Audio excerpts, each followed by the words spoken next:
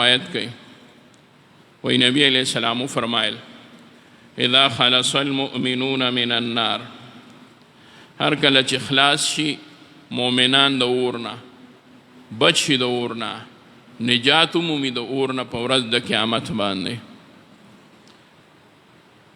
اذا نجا یا اذا نجا المؤمنون من النار حبسوا بقنطرة بين الجنة والنار بیا به دی بند شي په یو پل باندې په منځ د جنت او د دوزخ کې د جنت او د دوزخ په منځ کې یو پل دی په هغې باندې به دی بند شي پل صراط چې ورته وایي او دی وایي د جهنم د پاسه دی او دا چې کوم ځای به مؤمنان بندېږي دا بل ځای دی دا هم یو پل دی خو بقنطرة بین الجنة والنار او یا دا چې دا هغه پل دی چې پل صراط دی هر څوک به په دې باندې تیریږي خپلو اعمالو په مطابق به تیریږي څوک به دومره په مزه دي چې په هغې باندې به راغورځېږي څوک به العیاذ بالله په هغې باندې داسې راوغورځېږي چې د پل نه به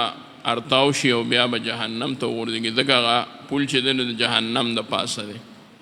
او دا بین الجنت والنار چې دی نو دا یو پل دی مؤمنان به د پل صراط نه وروستو په دې باندې بیا ودرېږي دا هم کیدی شي بیا چې دی کله هغه پل خواته ورسي یا هغه ځای ته ورسي نو دی به بند شي ټول مؤمنان به بند کړی شي یو به نشي تللی مخکې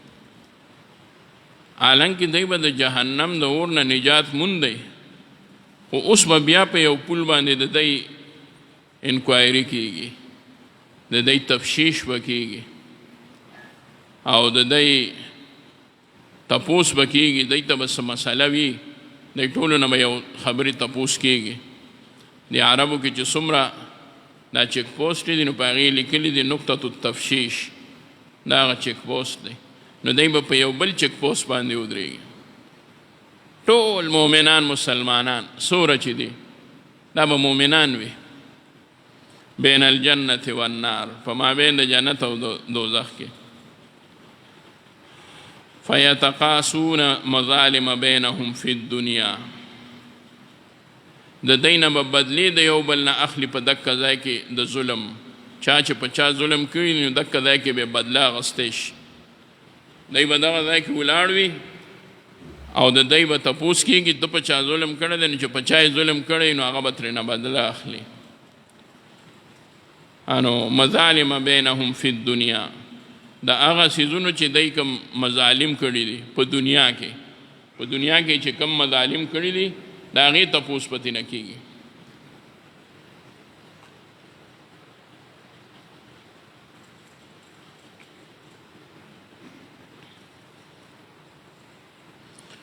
هغه مظالم چې خلاص شي د مظالمو بدله دی به ټول د هغې په وجه باندې پاک او صفا شي حتی اذا نقو تر دې چې دی به صفا وهذبو او دی به پاک صفا ستره شي دی به صفا ستره شي د هغه ظلم هغه اثر به هم پاتې نه شي اذن لهم بدخول الجنه نو دی ته به بیا حکم وکړی شي چې جنت ته اوس داخل شي مؤمنان به بیا ټول جنت ته ځي خو تپوس پتې هم کېږي بدله به هم اخیستی شي دا تپوس به د دې کېږي چې تا ولې ظلم کړی دی الله به معاف کړی خو د مظلوم په زړه کې به راشي چې جوړ د ما چا تپوس ونه کړه الله به وایي اول به ستا تپوس کوم هله به دی جنت ته ځي دی به هله جنت ته ځي چې زه ستا تپوس ترې نه وکړم چې په تا یې ظلم کړی د هغه ظلم بدله به درنه د ده نه اخلم ستا دپاره د چا زړه کې به راځي چې هلته کې خو به هغه بدله واخلي نو بیا خو هم دی جنت ته ځي نو یو ظلم یې کړی دی خو ایمان یې خو شته که نه لوی ظلم څه دی هغه شرک دی چا چې شرک کړی دی الله فرمایي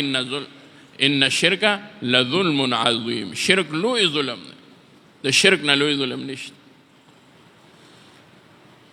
نو مظلوم به دا نه وایي چې دی د جنت ته نه دی. مظلوم به دا نه وایي چې دی د جنت ته نه دی. د مظلوم کار خو وشو، د ده نه بدله واغستی شو. لکه ماشومان جنګ وکړي او هغه یو بل ووهي او مشر لی راولي وایي ده زه ووالم، نو هغه بیا د هغه وایي واره که زه یې وهم، نو بس چې دا ووایي نو هم ماشومان خوشحاله شي، ورته وایي چې واره که زه به تا وهم. زموږ مثال هم د ماشومانو دی. دلته مو د یو بل سره څه زیاتې به کړې وي، چا په چا باندې به زیاتې کړې وي، خو به هر حال ګورې بغیر د بدلې نه به هېڅوک هم په هغې نه تېرېږي،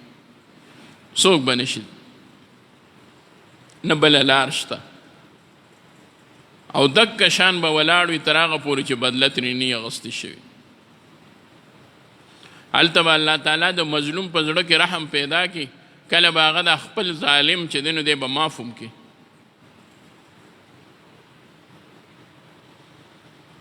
او الله به ټول بیا جنت ته داخل کړي. الله دې موږ ټول جنت ته داخل کړي. خو حساب کتاب به کېږي نو الله دې موږ بغیر د حساب کتاب نه جنت ته داخل کړي. دیکھیں دې ته اشاره ده چې حساب کتاب کېږي نو هغه به د حقوق العباد کېږي،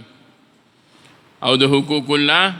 که الله وغوښته نو بغیر د حساب نه هم به څوک داخل کړي جنت ته. او د حقوق العباد تپوس به ځکه کېږي د بنده چې په بنده حق وي نو الله به ورته وایي چې نه ته به د دې بنده حق ادا کړې نو هله به درته جنت ته داخلوم. بیا نبی علیہ السلام وفرمایل فوالذي نفس محمد بیده، زما دې قسم وي په نفس په ذات د محمد صلی الله علیه وسلم سره چې د هغه ذات د چا په لاس کې دی چې الله دی، نو فوالذي نفس محمد زما دې په هغه ذات باندې قسم وي چې نفس د محمد صلی الله علیه وسلم د هغه په لاسو کې دی چې ذات د چا دی؟ د الله. لا احدهم بمنزلة عدل منه فی الدنیا، په تاسو کې به یو سړی داسې وي، نبی علیہ السلام فرمایل زما دې قسم وي په خپل نفس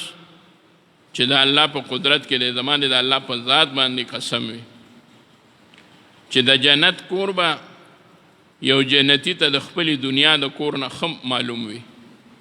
دی چې په جنت باندې ورشي نو څوک به د چا کور طرف ته نه دي، هر یو سړی به خپل جنت طرف ته روان شي. خپل د کلي کور او هغه کور چې دی پکې پیدا شوی دی هغه به دی دومره ښه نه پیژني څومره ښه چې به په جنت کې خپل کور پیژني. دی کې بشارت مؤمنانو ته چې الله به مؤمنانو ته خپل خپل کورونه جنت کې ورکوي او دی به خپل کور د دنیا د کور نه ښه پیژني. دا ولې به د دنیا د کور نه ښه پیژني؟ الله به ورته وایي چې ګوره دنیا کې ستا وخت لږو، ما تاله یو کور درکړی ستا ورسره اړه تړلی و، جنت کې به درله داسې کور درکم چې د دنیا کور به درنه هېر کم. دا خو موږ دلته وو، دا به د چا نه هېرېږي، دا به د چا نه هېرېږي. چېرته داسې وګورئ چېرته داسې حالت په بنده په چا راشي چې هغه د نیستی وي یا د خفګان وي، دی وایي زما به دا غم هېر نه شي، خدای پې داسې یو خوشحالي راولي چې د ده نه هغه غم بلکل هېر شي. نو الله رب العزت په مؤمنانو باندې د جنت داسې کور ورله ورکړي چې د ده نه به د دنیا ټول هر څه هېر شي، کور به ترې نه هېر شي، هر څه به ترې نه هېر شي. یو به په قیامت کې چاته څه شی نه یاد، خو هغه به د خفګان د وجې، د غم د وجې، د یرې د وجې، او یو به په جنت کې چاته څه شی د دنیا نور نه یادېږي. نه به د دنیا یو شي پسې بنده ارمان کوي، نه به د دنیا یو شي ته بنده پسخېږي، نه به پسخېږي. البته یو شي کې به وي، هغه به دا وي چې یو جنتي ته جنت کې کور میلاو شي نو دی به وایي چې یاره دا دنیا کې مې وخت ضایع کړی دی، ګنې چې دا کور راته اوس میلاویږي نو که ما ټول ژوند د الله د رضا مطابق تیر کړو چې نن به مې کومه مرتبه وه، دی به دکه دی کې یو ګونه ووایي چې یاره که هلته مې داسې کړو نو ډېره به ښه.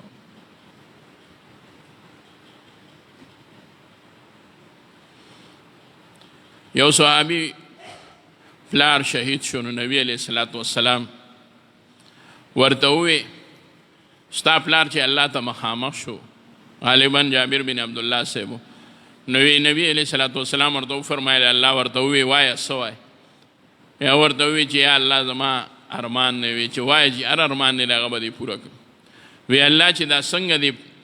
د کافر خلاف په جهاد کې شهید کړم بیا مې پرېږده دنیا ته مې ولېږه چې بیا جهاد وکړم او زه د نبي علیه السلام سره یو ځای په جنگ کې شریک شم او کافران یا ووجنم یا مې ووجني او چې زه شهید کېږم او ژوندی کېږم او بیا شهید کېږم. نو الله وفرمیل دا زما فیصله د دنیا ته واپس نشي تللی نور چې د آخرت کم ارمان وي هغه به درله پوره کوم. نو نبی علیه السلام فرمایل دی به خپل کور پیژني او ښه به یې پیژني. خپل کور د چا نه غلطېږي روغ رمټ بنده چې وي نو د هغه نه کور نه غلطېږي. خو دې حدیث کې یو دې ذکر راغی چې ظلم به ګورې خامخا تپوس کېږي د ظالمانو نه به د ظلم تپوس کېږي. الله دې د ظالمانو د ظلم نه موږ او تاسو هم بچ کړي او ظالمان دې الله په خپله باندې د دې ظلم نه منې کړي چې توبه وباسي نو هغه بدلی چې د ده په سر باندې دی هغه جدا دی علاوه د دې نه به چې دی نو نور دی چې توبه وباسي الله به جنت ته داخل کړي. خو که دې ظالمانو توبې وباسي. حضرت شبلی باره کې راځي چې دی ګورنر پاتې شوی نو چې ګورنر پاتې شوی نو ډېره اوږده واقعه ده خو د حضرت جنید بغدادي سره لاړو هغه ته یې بیعت کوم نو وی ته خو ګورنر پاتې شوی هغه مې پرېښوده وی هغه دې پرېښوده خو هغه څه چې تا په زړه کې کومه او په دماغو کې نشه ده هغې سره به څه کې ستا خو د ګورنرۍ نشه ده. نو یو ول حضرت چې دی ورته ووی حکم یې ورته وکړو ګوګړ واخله نو ګوګړ یې واغستل او د ګوګړو ډېر بد بوی وي چې چا سره خوا کې ګوګړ پراته وي یا چا ګوګړ لګولی څوک یې خوا ته نه دي وی دا بازار کې خرڅو که د چا درته ضرورت دی ګوګړو ته راځي نو وی درنه بیا اخلي او ده چې به کتل نو خلکو به چې ده ته وکتل وی دا خو ګورنر صاحب ناست دی ګوګړ خرڅوي نه هغوی به پوزه پټه کړه او مخ به بل پله کو لا باړو که به چاته ګوګړ اغوستل د دوایې دپاره د هغې نه علاوه به ده خواته څوک نه رانږدې کېدل. وی یو کال به ګوګړ خرڅی کال یې ګوګړ خرڅ کړل نو راغی نو ورته یې وی صاحبه ما خو ګوګړ یو کال خرڅ کړل وی څومره وخت یې خرڅ کړ وی یو کال وی ښه اوهو تا خو یو کال راته ښکاري ردې شمېرلې دا یو میاشت شوه دا دوه شوې ورشه بیا یو کال ګوګړ خرڅ کړه چې دې ردو ته شپو ترې خیال نه تا خو وی چې زر مې خدای نه دې غم نه خلاص کړي ما خو وی چې ته به داسې شي چې ته به ردې نه شمېرې. بیا یو کال پې ګوګړ خرڅ کړل 2 کال یې پې ګوګړ خرڅ کړل نو بیا والا راغی نو بیا ورته حضرت وی اوس به څه کوې وی صاحبه حکم کوه وی چې چا سره دې زیاتې کړی دی د هغوی له ورشه چې بدله درنه واخلي چې پاک صفا الله خواته ورشه. وی صاحب هغه خو ماته څوک یاد دي څوک نه وی وګوره د خپلو وزیرانو نه او د هغه ګورنرانو نه تپوس وکړه ملګرو نه تپوس وکړه یو خواته به ته هغه ته به یې وی ما تا سره زیاتې کړی وی به یې څه زیاتې کړی وی دا وی ما معاف کوي څنګه دې معاف کوم داسې داسې اسانه ده چا به معاف کو چا به معاف نه کو چا به ووهو چا به ورله تېنه پیسې واغستې چا به ورته وي ده بیا به ګورو دی به بیا کوسې لته چې ټولو معاف کړو نو بیا حضرت خواته راغلو نو حضرت ورته بیا ووی چې بالکل ټولو معاف کړی وی اوس مونځ ته ولګه او ذکر ته ولګه چې الله دې معاف کړي اوس د الله مخلوق معاف کړي چې اوس دې الله معاف کړي. هله تېنه شبلي ووتو هله تېنه شبلي ووتو. دا تصوف ګورې هم د نوم د دې نه ده چې مونږ صرف وظیفې وکړو مونږ بیعت وکړو که زمونږ په سر باندې د چا حق وي مونږ به هغه ادا کوو. یقین وکئ که خپل په سر د چا حق وي ستا په سر او زما په سر او د بل په سر او تا هغه ادا کو د شپې تهجد له پام مسه خو د ظالم د ظلم بدله چې هغه واپس هغه سړي ته ووایي ما نه دا واخله یا حق وي او هغه ورکړي واپس کېدی شي چې د تهجد ګزار د تهجد نه الله تعالی دله ډېر اجر ورکړي. دې ته خیال کول پکار دی. مونږ خو مونځونو له ښه زور ورکړی دی شکر دی الحمدلله جوماتونه کافي ډک دي هر جومات کې مونځ ګزاره ډېر دی خلک مونځونه کوي وظیفې کوي ذکر کوي خو ظلمونه نه دي کم شوي دا حالات هم د دغه ظلمونو د وجې دي. الله دې د دې ملک هرې طبقې له توفیق ورکړي چې هغه الله طرف ته رجوع کړي او چې څوک پکې ظالمان دي الله دې د ظلم نه منې کړي که په وړه سطح باندې دي یا که په غټه سطح باندې دي. او دومره اسانه ده. ما له یو افسر راغی وی بیعت مې کړی دی، اوس راته یو مسله ده. ما څه وی ما پیسې والې دي، ما پیسې اخیستې دي. ما د چا نه؟ وی بس د حکومت د محکمې نه مې اخیستې دي. نو ما بیا وی زه هغه څه وکړم هغه پیسو سره؟ ما بیا یې واپس ورکړه. وی هغه ما ته پته لګي، ته تاسو ته پته نشته، نه خبر. ما څه وی که زه هغه محکمې ته ورکړم هغه محکمې ته نه رسي، هغه به بل څوک په لاره باندې. ما بیا د مفتیانو صاحبانو نه تپوس وکړه، خو ما یې صدقه وکړه، خو ګورې صدقې په نیت یې مه کوه، ورې که خو د صدقې په نیت نه.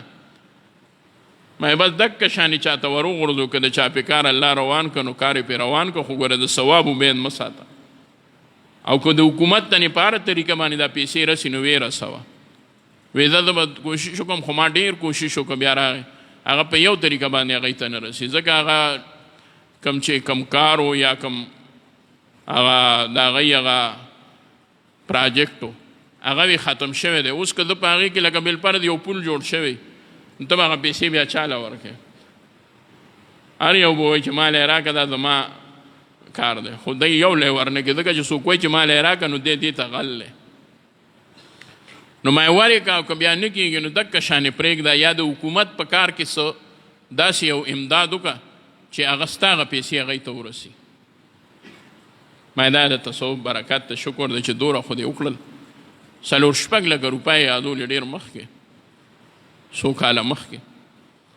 نو چې د چا په ذمه باندې او په سر باندې د چا حق وي، هغه یې هغه حق ادا کړي، او که ظلم یې کړی هغه د معافي وغواړي، چې د دې پولیسرات او د دکه چوک او د دې چیک پوسټ نه وړاندې الله تعالی په دې دنیا باندې معاف کړي. څومره سپک دست ښکلی به روان وي، چې په سر باندې ذمه داري وي، پردی حق وي، هغه تر هغه پورې نشي تللی چې تر څو پورې ته بدله نه وي اخیستې شوې. نو الله تعالی دې زمونږ او ستاسو